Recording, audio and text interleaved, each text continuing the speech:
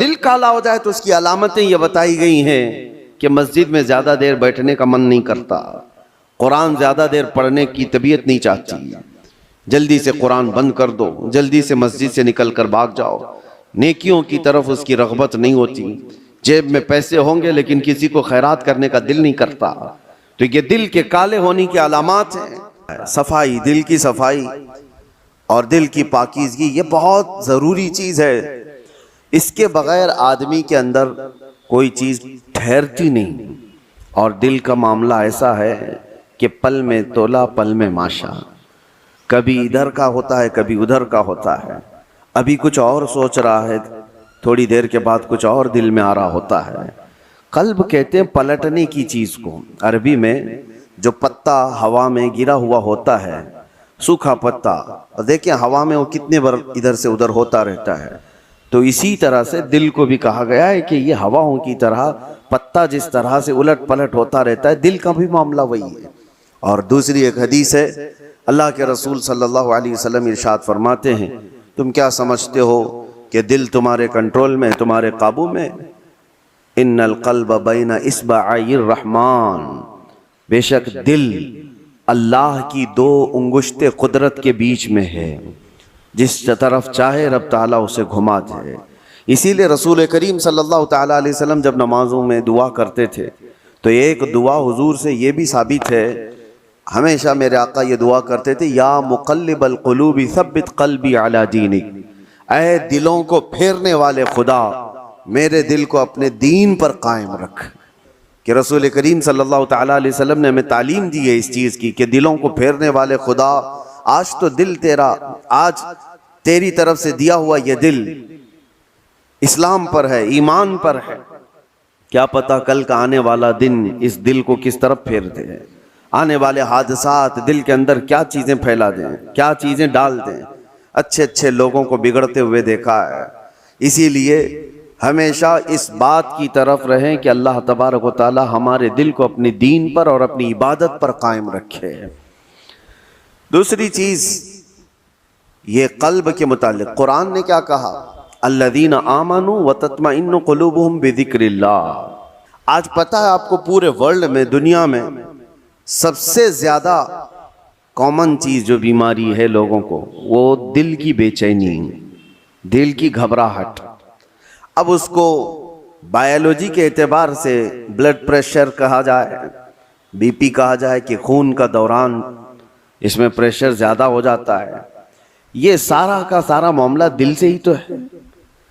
اس کو سائنسی نظریے سے دیکھنے والے لوگ الگ الگ طریقے سے سمجھتے ہیں کہ دل کے اندر چکناہٹ زیادہ آ گئی، خون میں موٹاپا آ گیا ہے، بلڈ جو ہے وہ تھوڑا سا تھک ہو گیا ہے، جس کی وجہ سے دوران خون کم ہو گیا اور پریشر بڑھتا گیا اور بی پی آ گیا، اٹیک آ گیا ہے، فلاں فلاں چیزیں، اس کو بائیولوجی کے اعتبار سے دیکھنے والے۔ لیکن صوفیہ اکرام فرماتے ہیں جب جب گناہ زیادہ ہوتے ہیں دل کے اوپر دورہ بڑھ جاتا ہے، دل کی بے چینی اور گھبراہٹ بڑھ جاتی ہے۔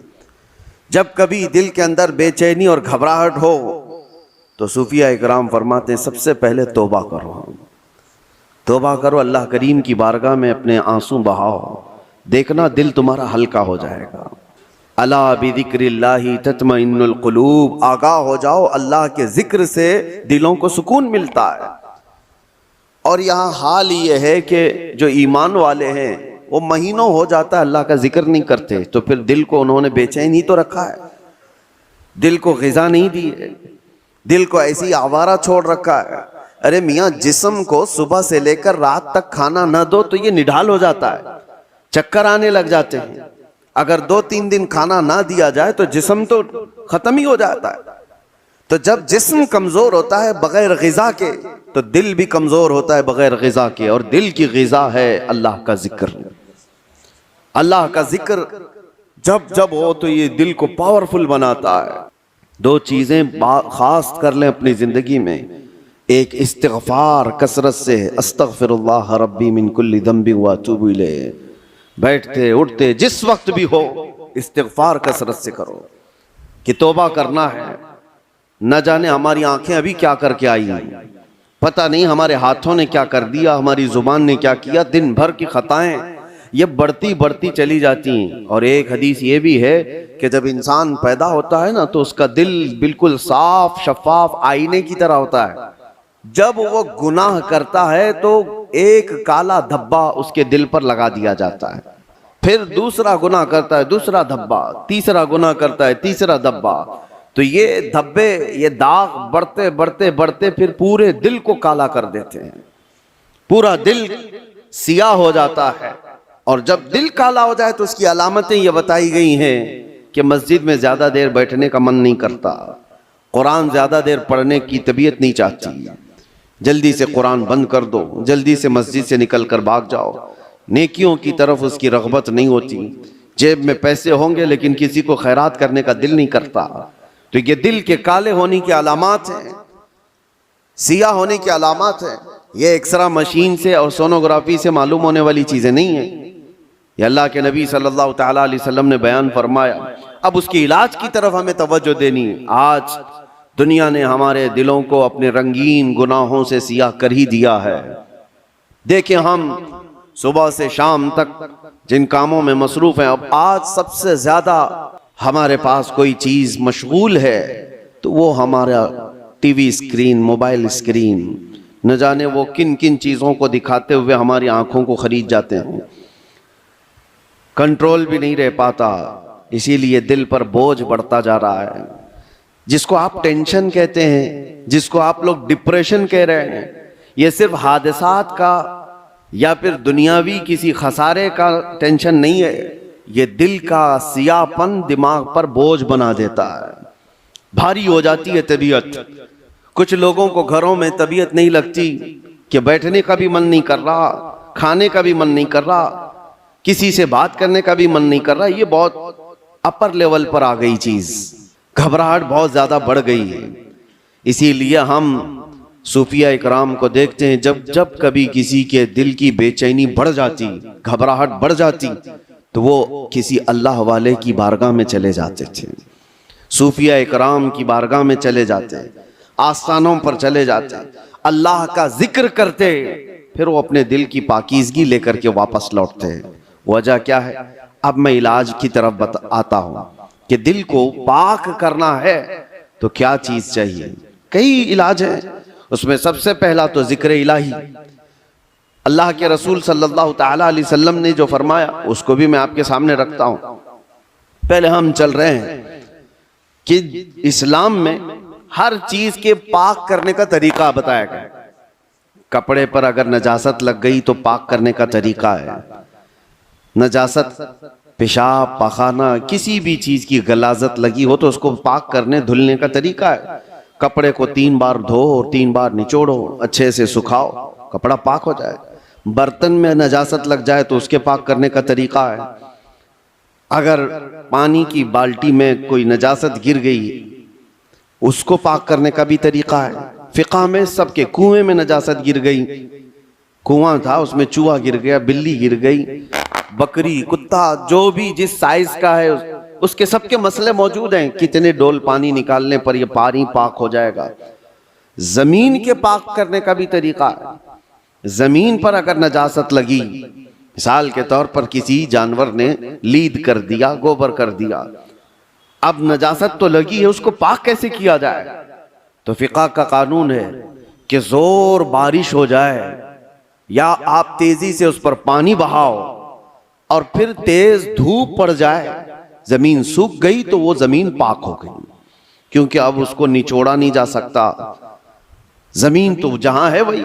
تو اس کا قانون یہ ہے کہ تیز بارش ہو گئی اور تیز دھوپ پڑ گئی، سوکھ گئی زمین تو پاک ہو گئی۔ بارش نہیں ہے تو تیز پانی مار دیا اور اس کے بعد دھوپ لگنا ضروری ہے، تیز دھوپ اس کو لگی ہو تو زمین پاک ہو گئی۔ تو یہ نجاستوں سے پاک کرنے کے طریقے۔ اب آئیے میں آپ کو بتاتا ہوں، دل پر نجاست لگی ہو یہ کیسے پاک کیا جائے؟ گناہوں کے دھبے لگے ہوں، اس میں نہ جانے لالچ، غیبت، کینہ، بغض، عداوت، نہ جانے کیا کیا چیزیں بھر گئی ہوں، یہ نجاست پاک کرنے کا طریقہ کیا ہے؟ مولانا جلال الدین رومی मसनवी शरीफ के मुसन्निफ फरमाते हैं दिल को पाक करने का तरीका वैसी ही है जैसे ज़मीन को पाक करने का तरीका है। ज़मीन को पाक करने के लिए तेज़ बारिश का हो जाना और तेज़ धूप का पड़ जाना काफ़ी होता है कि ज़मीन पाक हो जाती है। दिल को पाक करने के लिए ज़िक्र इलाही की बारिश होना चाहिए और किसी शेख कामिल की तेज़ निगाह पड़नी चाहिए, दिल पाक हो जाता है। ज़िक्र इलाही की बारिश हो तो पानी की तरह इसको धुल देता है और उसके बाद किसी शेख कामिल अल्लाह वाले की नजर उस पर पड़े तो फिर उसका दिल इसी तरह से सूख करके पाक हो जाता है जैसे जमीन पाक हो गई। आज हमारे लिए यही तो मसला है कि हम अपना वक्त अपने दिल की पाकीज़गी के लिए नहीं निकाल पाते, हमारे पास ये वक्त ही नहीं रह गया। हाँ, अगर जिस्म के अंदर कोई बीमारी आ गई तो फिर भागेंगे दौड़ेंगे डॉक्टर्स के पास, इलाज कराएंगे। मेरे अजीजों, ये बेचैनी और बेकरारी और घबराहट का इलाज उनके पास भी नहीं। वो डॉक्टर्स ज्यादा से ज्यादा आपको नींद की गोलियां दे सकते हैं डिप्रेशन कम करने के लिए, स्ट्रेस कम करने के लिए। आप अच्छे से सो, घंटों सोते रहो, किसी को सुला देना ये डिप्रेशन का इलाज नहीं है। और कुछ तो डॉक्टर्स के पास जाकर डिप्रेशन का इलाज गोलियों से लेकर के आ गए और कुछ अपने हाथों इलाज करने के लिए सिगरेट पीने लग गए, अपने हाथों इलाज करने के लिए वो बीड़ी गुटखा खाने लग गए। उनको ये लगता है कि जैसे ही डिप्रेशन होगा, टेंशन होगा, सिगरेट फूंकूंगा तो टेंशन फ्री। उससे 2 कदम आगे बढ़कर कुछ लोग शराब की तरफ चले गए, उससे आगे कदम बढ़कर के चरस, अफयून, गांजा इस पर चले गए। इन सब से पूछो तो एक ही जवाब देते हैं, टेंशन फ्री हो जाते हैं ये लेकर के। सिगरेट वाला भी, शराब वाला भी, चरस गांजे वाला भी, उसको ये लगता है कि ये लेने के बाद ऐसा लगता है मैं हवाओं में उड़ रहा हूं। उसके बाद नशा उतरने के बाद फिर क्या होता है? ये तो उस तरह से है खुजली की बीमारी, जब तक खुजाते रहो अच्छा लगे, हाथ छोड़ दो तो फिर जलन शुरू हो जाए। गुनाहों का यही मामला है, करने के वक्त थोड़ी सी लज्जत, लेकिन वो बड़े दाग धब्बे छोड़ जाते हैं, बेचैनी और बढ़ जाती है, घबराहट और बढ़ जाती है। मैंने तड़पते हुए लोगों को देखा है जिनको नशा नहीं दिया गया, जो नशा के एडिक्ट थे, उनको अगर अचानक रोक दिया गया तो फिर वो हाथ पांव ऐसे मारते हैं कि उनके हाथ में चाकू आ जाए तो किसी को मार भी डालें, उनके पास जो कुछ भी आ जाए वो सामने वाले को कत्ल भी कर दें अपने नशा के लिए। वजह क्या है? दिल को इतना बेचैन और बेकरार कर दिया उन्होंने दुनियावी ये गलाजतों से इलाज करने के चक्कर में कि वो दिल की बेचैनी हाई लेवल पर बढ़ गई। दिल की बेचैनी और बेकरारी नशा से सही नहीं होती, दिल अल्लाह का बनाया हुआ है, ये रहमान का बनाया हुआ है, इलाज भी उसी के जिक्र से मुमकिन है, अल्लाह ही के नाम से ये दिल को सुकून मिलता है। इसीलिए मौलाना जलालुद्दीन रूमी रहमतुल्लाह ताला अलैह एक बात और भी कहते हैं, खाने काबा देखा है? खाने काबा इतना मुअज्जम, इतना मुकद्दस है कि उसके लिए करोड़ों मुसलमान पूरी दुनिया के अतराफ व अकनाफ से आकर तवाफ करते हैं, बोसे देते हैं, सीना लगाते हैं। ये खाने काबा अल्लाह का घर है, लेकिन मौलाना रोम फरमाते हैं है तो काबा, ये इब्राहिम खलीलुल्लाह की बनाई हुई इमारत है काबा।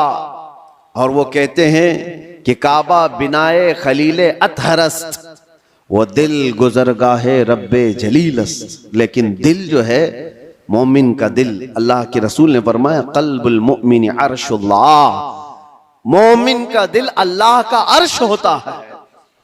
काबा इब्राहिम खलीलुल्लाह ने बनाया, दिल तो रब्बे जुल जलाल ने बनाया। तो कहा है मौलाना रोम ने कि काबे से भी अफजल है मोमिन का दिल। काबे की बेहुरमती उससे बढ़ करके मोमिन के दिल की बेहुरमती है। मोमिन के दिल का मकाम और भी बुलंद किया गया। इसीलिए मेरे अजीजों, हुजूर पाक सल्लल्लाहु तआला अलैहि वसल्लम ने जो फरमाया इत्तकू फिरासतल मुमिनी फइन्नहु यंजुरु बिनूरिल्लाह, इसका मतलब क्या है? हुजूर ने फरमाया मोमिन की फिरासत से डरो, इसलिए कि जब वो देखता है तो अल्लाह के नूर से देखता है। ये किसके लिए फरमाया गया? वो मोमिन सालेह जिसका दिल पाक है। होता क्या है मैं आपको बताऊं, जिसका दिल पाक है, औलिया कामिलीन की बारगाहों में जाने के वक्त होता क्या है, आप आए और कोई चीज आप जुबान से कहा नहीं, लेकिन मैं एक शीशा लेकर के बैठा हूं, एक आईना लेकर के बैठा हूं, आपके आते ही आपकी पूरी तस्वीर इस आईने में आएगी कि नहीं आएगी? कुछ नहीं कहा आपने, बोला कुछ नहीं, और मैं आपकी तस्वीर पूरी आईने के अंदर देख सकता हूं।